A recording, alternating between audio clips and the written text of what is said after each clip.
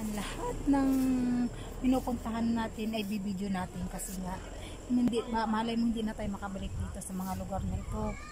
Kaya kailangan guys, lahat na pinupuntahan natin bibidyohan natin kasi hindi natin masabi ang panahon, di ba?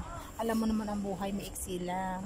Kaya lahat ng pinupuntahan natin i-enjoy natin lagi kasi nga para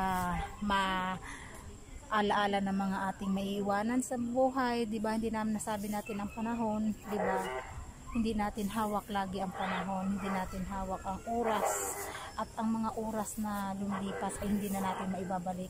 Kailangan lahat ng mga ginagawa natin sa araw-araw, lahat ng mga masayang alaala dapat gawin na natin. Huwag na nating palipasin ang mga oras at panahon kasi nga hindi na natin mababalikan ang oras at ang panahon. Kaya kailangan i-enjoy natin ang buhay, di ba?